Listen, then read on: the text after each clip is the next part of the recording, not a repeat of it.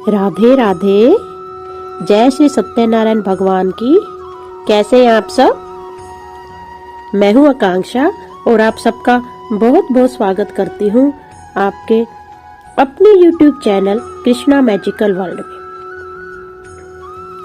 आज की वीडियो में हम श्री सत्यनारायण व्रत कथा के 5 के 5 संपूर्ण अध्यायों का श्रवण करेंगे। श्री सत्यनारायण व्रत कथा जो है वह बहुत ही चमत्कारी व्रत कथा है। आप इस चमत्कारी व्रत कथा का आयोजन किसी भी पूर्णिमा को, द्वादशी को, एकादशी को या जो भी आप अपना मनोवांछित कार्य भगवान को सुपुर्द करते हैं, उस कार्य के संपन्न होने पर आप इस अद्भुत कथा का आयोजन अपने बंधु बांधवों के साथ मिलकर अपने घर में बड़ी धूमधाम के साथ कर सकते हैं। हमें जब ये सत्यनारायण कथा का आयोजन अपने घर करते हैं तो इनके जो भोग प्रसाद में पंजीरी का होना अति आवश्यक है। एक पंजीरी और एक जो चरणामृत जो बनता है, इन दोनों का भोग अति आवश्यक है। इसके अलावा आप केले रख सकते हैं, 5 तरह के फल रख सकते हैं। आप चाहे खीर, पूड़ी, जो भी आपकी श्रद्धा हो, आप वह भोग प्रसाद रख सकते हैं। ये बहुत ही चमत्कारी व्रत है। जब भी आपके किसी पुत्र या पुत्री का विवाह हो, आप उसकी विवाह से पूर्व भी इस कथा का आयोजन कर सकते हैं और श्री सत्यनारायण जी से प्रार्थना कर सकते हैं कि विवाह जो है वह बहुत ही धूमधाम के साथ और निर्विघ्न संपन्न हो आपके पुत्र या पुत्री का। चलिए अब कथा श्रवण करते हैं। ओम गण गणपते नमः। श्री सत्यनारायण व्रत कथा, पहला अध्याय।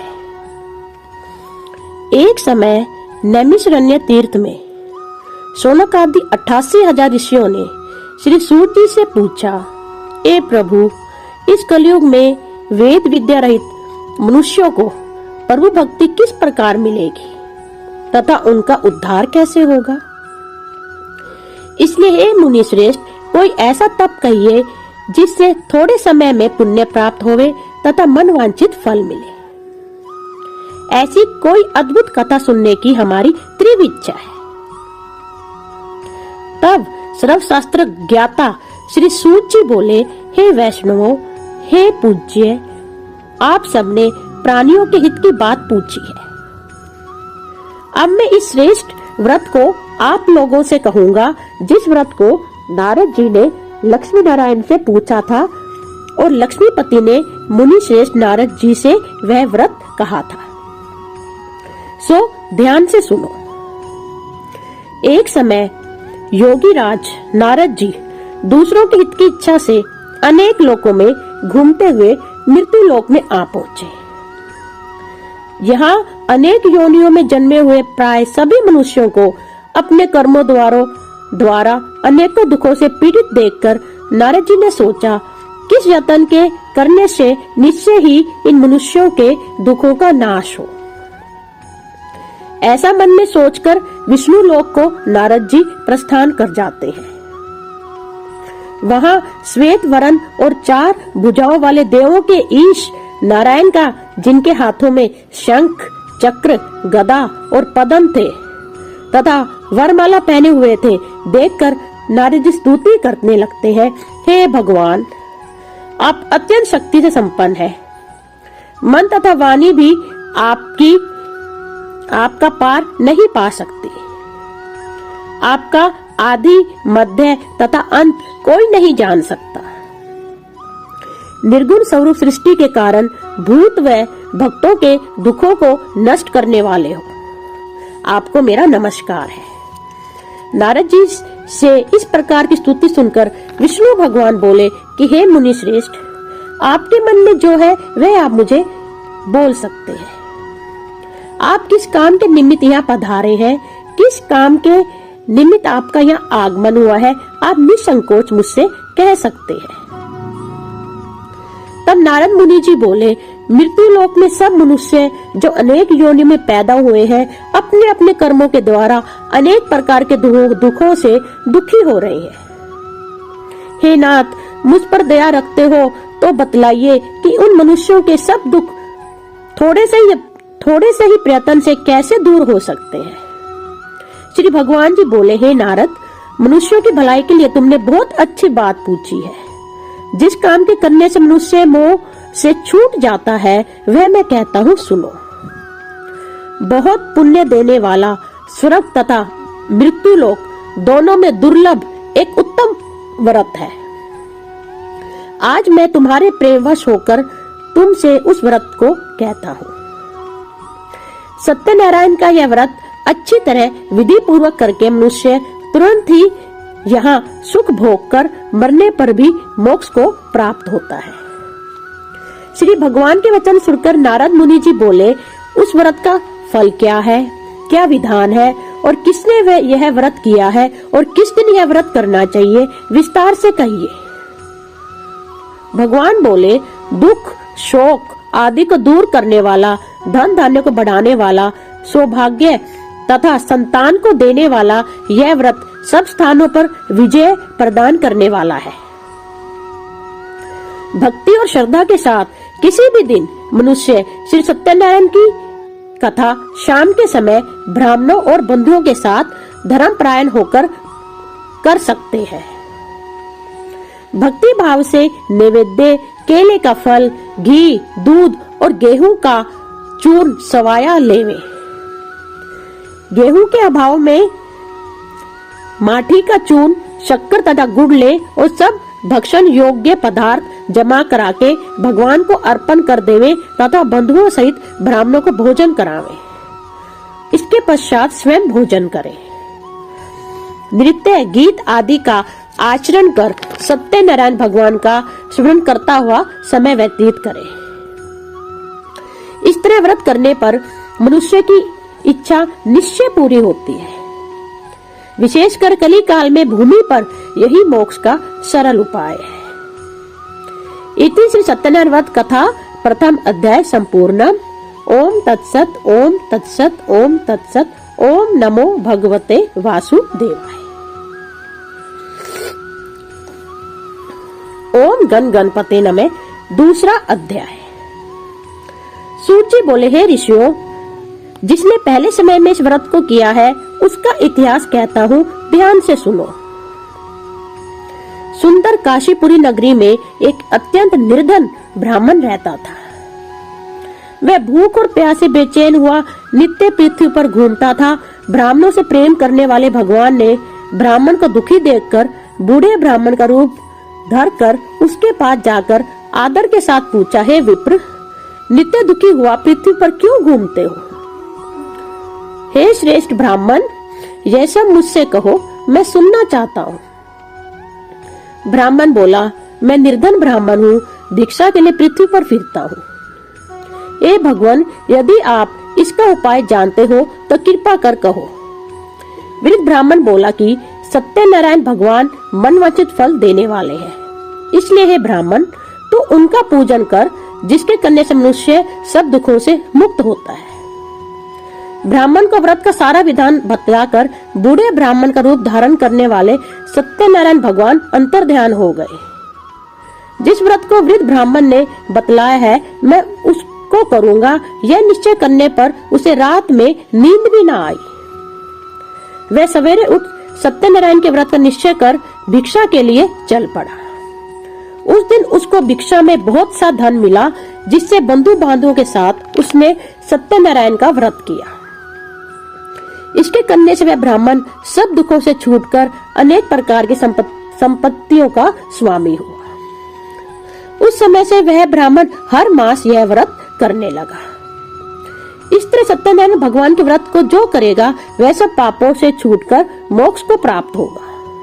आगे जो पृथ्वी पर सत्यनारायण का व्रत करेगा वह मनुष्य सब दुखों से छूट जाएगा। इस तरह नारद जी से नारायण का कहा हुआ यह व्रत मैंने तुमसे कहा। हे विप्रो, मैं अब और क्या कहूँ? ऋषि बोले, हे मुनीश्वर, संसार में इस ब्राह्मण से सुनकर किस किसने इस व्रत को और किया, हम वह भी सब सुनना चाहते हैं। इसके लिए हमारे मन में बहुत श्रद्धा है। सूत जी बोले, हे मुनियों, जिसने इस व्रत को किया है वह सब सुनो। एक समय एक ब्राह्मण धन और ऐश्वर्य के अनुसार बंधु बांधवों के साथ व्रत करने को तैयार हुआ। उसी समय एक लकड़ी बेचने वाला बूढ़ा आदमी आया और बाहर लकड़ियों को रखकर ब्राह्मण के मकान में गया। प्यास से दुखी लकड़हारा उनको व्रत करते देखकर ब्राह्मण को नमस्कार कर कहने लगा कि आप यह क्या कर रहे हैं और इसके करने से क्या फल मिलता है, कृपा करके मुझसे कहो। ब्राह्मण ने कहा, सब मनोकामना को पूरा करने वाला यह सत्यनारायण भगवान का व्रत है। इसकी ही कृपा से मेरे यहाँ धन धान्य आदि की वृद्धि हुई है। ब्राह्मण से इस व्रत के बारे में जानकर लकड़हारा बहुत प्रसन्न हुआ। चन्नामृत ले और खाने के बाद अपने घर को चल पड़ा। लकड़हारे ने अपने मन में इस प्रकार का संकल्प किया कि आज ग्राम में लकड़ी बेचने से जो धन मिलेगा उसी से सत्यनारायण देव का उत्तम व्रत करूंगा। यह मन विचार कर वह बूढ़ा आदमी लकड़ियां अपने सिर पर रखकर जिस नगर में धनवान लोग रहते थे वह ऐसे सुंदर नगर में गया। उस रोज वहां पर उसे उन लकड़ियों के दाम पहले दिनों से चौगुने मिले। तब वह बूढ़ा लकड़हारा दाम ले और अति प्रसन्न होकर पक्के केले की फली, शक्कर, घी, दुग्ध, दही और गेहूं का चून इत्यादि सत्यनारायण भगवान के व्रत की कुल सामग्रियों को लेकर अपने घर गया। फिर उसने अपने भाइयों को बुलाकर विधि के साथ भगवान जी का पूजन और व्रत किया। उस व्रत के प्रभाव से वह बूढ़ा लकड़हारा धन, पुत्र आदि से युक्त हुआ और संसार के समस्त सुख भोग कर बैकुंठ को चला गया। ओम तत्सत, ओम तत्सत, ओम तत्सत। ओम नमो भगवते वासुदेवाय। ओम गण गणपते नमः। तीसरा अध्याय। सूरसी बोले, हे श्रेष्ठ मुनियों, सब अब आगे की कथा कहता हूँ। सुनो। पहले समय में उल्कामुख नाम का एक बुद्धिमान राजा था। वह सत्यवक्ता और जितेंद्रिय था।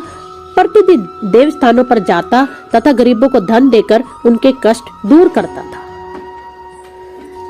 उसकी पत्नी कमल के समान मुख वाली और सती साध्वी थी। भद्रशिला नदी के तट पर उन दोनों ने श्री सत्यनारायण का व्रत किया।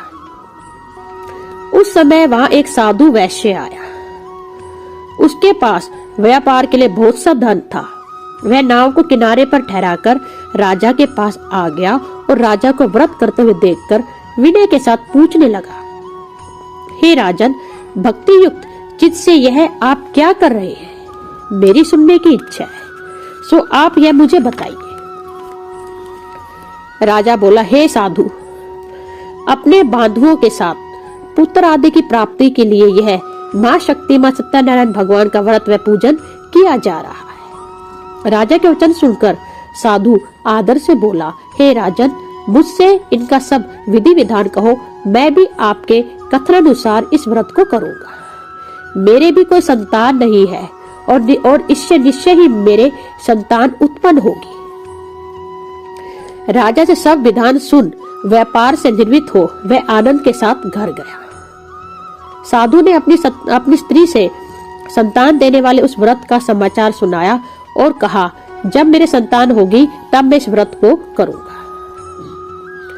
साधु ने ऐसे वचन अपनी स्त्री लीलावती से कहे। एक दिन उसकी स्त्री लीलावती पति के साथ आनंदित हो सांसारिक धर्म में प्रवृत्त होकर सत्यनारायण भगवान की कृपा से गर्भवती हो गई तथा 10वें महीने में उसके एक सुंदर कन्या का जन्म हुआ। दिनों दिन वह इस तरह बढ़ने लगी जैसे शुक्ल पक्ष का चंद्रमा बढ़ता है। कन्या का नाम कलावती रखा गया। तब लीलावती ने मीठे शब्दों से अपने पति से कहा कि जो आपने संकल्प किया था कि भगवान का व्रत करूंगा, अब आप उसे करिए। साधु बोला, हे प्रिय, इसके विवाह पर करूंगा। इस प्रकार अपनी पत्नी को आश्वासन दे वह नगर को चला गया। कलावती पुत्र ग्रह में वृद्धि को प्राप्त हो गई। साधु ने जब नगर में सखियों के साथ अपनी पुत्री को देखा तो तुरंत दूत बुलाकर कहा कि पुत्री के वास्ते कोई सुयोग्य वर देखकर लाओ। साधु को आज्ञा पाकर दूत कंचन नगर पहुंचा और वहां पर बड़ी खोज और देखभाल कर लड़का के लिए सुयोग्य वानिक पुत्र को ले आया। उस सुयोग्य लड़के को देखकर साधु ने अपने बंधु बांधवों सहित प्रसन्नचित्त अपनी पुत्री का विवाह उसके साथ कर दिया। किंतु दुर्भाग्य से विवाह के समय भी उस व्रत को करना भूल गया। तब श्री भगवान क्रोधित हो गए और श्राप दिया कि तुम्हें दारुण दुख प्राप्त होगा। अपने कार्य में कुशल साधु बनिया जामाता सहित समुद्र के समीप स्थित रतनपुर नगर में गया और वहां दोनों ससुर जमाई चंद्रकेतु राजा के उस नगर में व्यापार करने लगे। एक रोज भगवान सत्यनारायण की माया से प्रेरित कोई चोर राजा का धन चुराकर भागा जा रहा था, किंतु राजा के दूतों को आता देखकर चोर ने घबराकर भागते हुए राजा के धन को वहीं चुपचाप रख दिया जहां वो ससुर जमाई ठहरे हुए थे। जब दूतों ने उस साधु वैश्य के पास राजा के धन को रखा देखा तो वे दोनों को बांधकर ले गए और प्रसन्नता से दौड़ते हुए राजा के समीप जाकर बोले, यह दो चोर हम पकड़ कर लाए हैं, देखकर आज्ञा दे। तब राजा की आज्ञा से उनको कठिन कारावास में डाल दिया और उनका सब धन छीन लिया। सत्यनारायण भगवान के श्राप द्वारा उनकी पत्नी भी घर पर बहुत दुखी हुई और घर पर जो धन रखा था चोर चुरा कर ले गए। शारीरिक व मानसिक पीड़ा तथा भूख प्यास से अति दुखित हो अन्न की चिंता में कलावती एक ब्राह्मण के घर गई। वहां उसने सत्यनारायण भगवान का व्रत होते देखा, फिर कथा सुनी तथा प्रसाद ग्रहण कर रात को घर आई।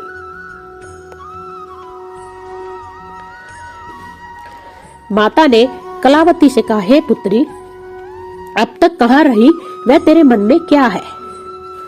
कलावती बोली, हे माता, मैंने एक ब्राह्मण के घर श्री सत्यनारायण भगवान का व्रत देखा है। कन्या के वचन सुनकर लीलावती भगवान के पूजन की तैयारी करने लगी। लीलावती ने परिवार और बंधुओं सहित श्री सत्यनारायण भगवान का पूजन किया और वर मांगा कि मेरे पति और दामाद शीघ्र आ जावे।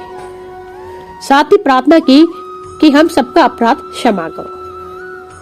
सत्यनारायण भगवान इस व्रत से संतुष्ट हो गए और राजा चंद्रकेतु को स्वप्न में दर्शन देकर कहा, हे राजन, दोनों वैश्यों को प्रात ही छोड़ दो और उनका सब धन जो तुमने ग्रहण किया है वह दे दो, नहीं तो मैं तेरा धन, राज्य, पुत्र आदि सब नष्ट कर दूंगा।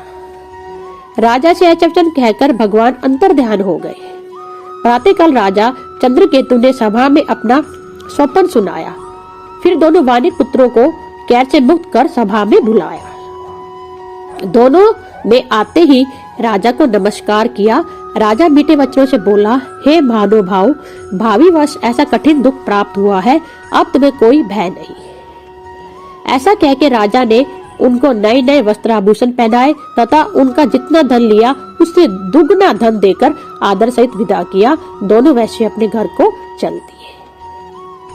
ओम तत्सत, ओम तत्सत, ओम तत्सत। आज श्री सत्यनारायण व्रत कथा चौथा अध्याय। सूत जी बोले, वैश्य ने मंगलाचार करके यात्रा आरंभ की और अपने नगर को चला। उनके थोड़ी दूर निकलने पर दंडी वेशधारी सत्यनारायण ने उनसे पूछा, हे साधु, तेरी नाव में क्या है? अभिमानिक वानिक हंसता हुआ बोला, हे दंडी, आप क्यों पूछते हो? क्या धन लेने की इच्छा है? मेरी नाव में तो बेल और पत्ते भरे हैं। वैश्य का कठोर वचन सुनकर भगवान ने कहा, तुम्हारा वचन सत्य हो। दंडी ऐसा कहकर वहां से दूर चले गए और कुछ दूर जाकर समुद्र के किनारे बैठ गए। दंडी के जाने पर वैश्य ने नित्य क्रिया करने के बाद नाव को ऊंची उठी देखकर अचंभा किया तथा नाव में बेल पत्ते आदि देखकर मूर्छित हो जमीन पर गिर पड़ा। फिर मूर्छा खुलने पर अत्यंत शोक प्रकट करने लगा। तब उसका दामाद बोला कि आप शोक ना करें, यह दंडी का श्राप है, अतः उनकी शरण में चलना चाहिए, तभी हमारी मनोकामना पूरी होगी। दामाद के वचन सुन वह दंडी के पास पहुंचा और अत्यंत भक्ति भाव से नमस्कार करके बोला, मैंने जो आपसे असत्य वचन कहे थे उनको क्षमा करो। ऐसा कहकर महान शोकातुर हो रोने लगा। तब दंडी भगवान बोले, हे वानिक पुत्र, मेरी आज्ञा से बार बार तुम्हें दुख प्राप्त हुआ है। तू मेरी पूजा से विमुख हुआ, साधु बोला, हे भगवान, आपकी माया से मोहित ब्रह्मा आदि भी आपके रूप को नहीं जानते, तब मैं अज्ञानी कैसे जान सकता हूँ। आप प्रसन्न होइए, मैं सामर्थ्य के अनुसार आपकी पूजा करूंगा। मेरी रक्षा करो और पहले के समान नौका में धन भर दो। उसके भक्तियुक्त वचन सुनकर भगवान प्रसन्न हो उसकी इच्छा अनुसार वर देकर अंतर्ध्यान हो गए। तब उन्होंने नाव पर आकर देखा कि नाव धन से परिपूर्ण है। फिर वे भगवान सत्यनारायण का पूजन कर साथियों सहित अपने नगर को चला। जब अपने नगर के निकट पहुंचा तब दूत को घर भेजा। दूत ने साधु के घर जा उसकी स्त्री को नमस्कार कर कहा कि साधु अपने दामाद सहित इस नगर के समीप आ गए हैं। ऐसा वचन सुन साधु की स्त्री ने बड़े हर्ष के साथ सत्यदेव का पूजन कर पुत्री से कहा, मैं अपने पति के दर्शन को जाती हूँ, तू कार्य पूर्ण कर शीघ्र आ। माता के ऐसे वचन सुनकर कलावती प्रसाद छोड़कर पति के पास गई। प्रसाद की अवज्ञा के कारण सत्यदेव ने रुष्ट हो उसके पति को नाव सहित पानी में डुबो दिया। कलावती अपने पति को न देखकर रोती हुई जमीन पर गिर गई। इस तरह नौका को डूबा हुआ तथा कन्या को रोता देख साधु दुखित हो बोला, हे प्रभु, मुझसे या मेरे परिवार से जो भूल हुई है उसे क्षमा करो। उसके दीन वचन सुनकर सत्यदेव प्रसन्न हो गए और आकाशवाणी हुई, हे साधु, तेरी कन्या मेरे प्रसाद को छोड़कर आई है, इसलिए इसका पति अदृश्य हुआ है। यदि वह घर जाकर प्रसाद खाकर लौटे तो इसे पति अवश्य मिलेगा। ऐसी आकाशवाणी सुनकर कलावती ने घर पहुंचकर प्रसाद खाया, फिर आकर पति के दर्शन किए। तत्पश्चात साधु ने बंधु बांधव सहित सत्यदेव का विधि पूर्वक पूजन किया। उस दिन से वह हर पूर्णिमा को सत्यनारायण का पूजन करने लगा। फिर इस लोक का सुख भोग कर अंत में स्वर्ग लोक को गया। ओम तत्सत, ओम तत्सत, ओम तत्सत। ओम गण गणपते नमः। 5वां अध्याय। सूची बोले, हे ऋषियों, मैं और भी कथा कहता हूँ, सुनो। प्रजापालन में लीन तुंगध्वज नाम का एक राजा था। उसने भी भगवान का प्रसाद त्याग कर बड़ा दुख पाया। एक समय वन में जाकर वन्य पशुओं को मारकर बड़ के पेड़ के नीचे आया। वह उसने ग्वालों को भक्ति भाव से बाधुओं सहित सत्यनारायण जी का पूजन करते देखा। राजा देखकर भी अभिमानवश वहां नहीं गया और न नमस्कार ही किया। जब ग्वालों ने भगवान का प्रसाद उसके सामने रखा तो वह प्रसाद को त्याग कर अपनी सुंदर नगरी को चला। वहीं उसने अपना सब कुछ नष्ट पाया तो वह जान गया कि यह सब भगवान ने किया है। तब वह विश्वास कर ग्वालों के समीप गया और विधि पूर्वक पूजन कर प्रसाद खाया तो सत्यदेव की कृपा से पहले जैसा था सब वैसा ही हो गया। फिर दीर्घ काल तक सुख भोग कर मरने पर स्वर्ग लोक को चला गया। जो मनुष्य इस परम दुर्लभ व्रत को करेगा, भगवान की कृपा से उसे धन धान्य की प्राप्ति होगी। निर्धन धनी और बंदी बंधन से मुक्त होकर निर्भय हो जाते हैं। संतानहीनों को संतान प्राप्त होती है तथा सब मनोरथ पूर्ण होकर अंत में वैकुंठ धाम को जाता है। जिन्होंने पहले इस व्रत को किया, अब उनके दूसरे जन्म की कथा कहता हूँ। वृद्ध संतानद ब्राह्मण ने सुदामा का जन्म लेकर मोक्ष को पाया। उल्कामुख नाम का राजा दशरथ होकर बैकुंठ को प्राप्त हुआ। साधु नाम के वैश्य ने मोर ध्वज बनकर अपने पुत्र को आरे से चीरकर मोक्ष को प्राप्त किया।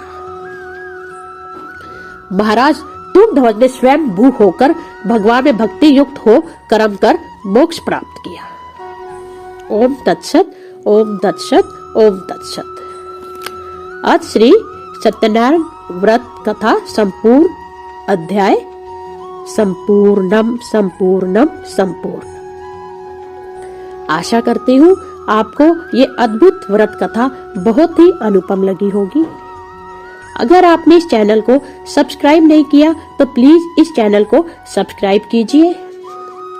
श्री हरि विष्णु जी की सत्यनारायण कथा की जो ये अद्भुत गाथा है वह ज्यादा से ज्यादा शेयर कीजिए। अब मैं जाने की आज्ञा चाहती हूँ। मिलती हूँ अगले वीडियो में। बोलो श्री सत्यनारायण महाराज जी की जय। धन्यवाद।